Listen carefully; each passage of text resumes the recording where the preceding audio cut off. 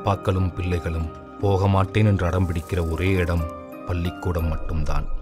நேற்று இரவு நமது மாவட்டத்தின் ஆட்சித்தலைவர் காலமானதால் இன்று பள்ளிக்கு விடுமுறை. எதுக்குடா கை தட்டின? யாராவது செத்து போனா லீவுப்பா.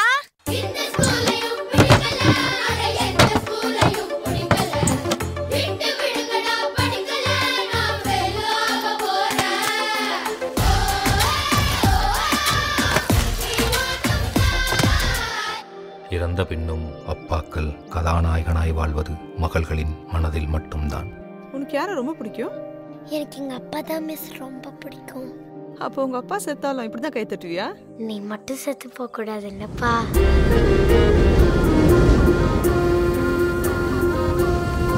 ஆனந்த யாழை மீட்டுகிறாய், அடி நெஞ்சில் வண்ணம் தீட்டுகிறாய்.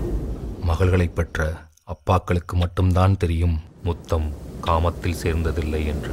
இந்த மண்ணில் இது போல் யாரும் இங்கே எங்கும் வாழவில்லை என்று தோன்றுதடி. அப்பாக்களை பிரியா மகள்கள் அதிர்ஷ்டசாலிகள், மகள்களை பிரியா அப்பாக்கள் பாக்கியவான்கள். ஆனால் அப்படியெல்லாம் தந்துவிட வாழ்க்கை ஒன்றும் தோழன் இல்லை. அடியன் கண்ணின் கருவிழிகள் முகத்தை தேடுதடி, கண்ணீர் துளிகள் காட்சியை மறைக்குதடி.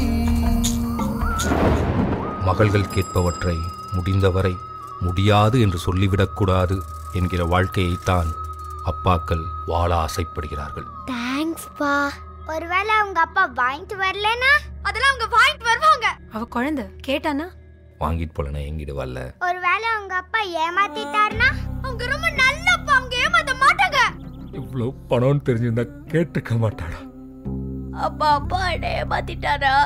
யாருக்கும் தோழனில்லை தோழனில்லை வாழ்க்கை தோழனில்லையே, கேட்ட போது கேட்கும் யாவும் வாரி வாரி தந்திட கடந்து வருவேன் கண்மணி.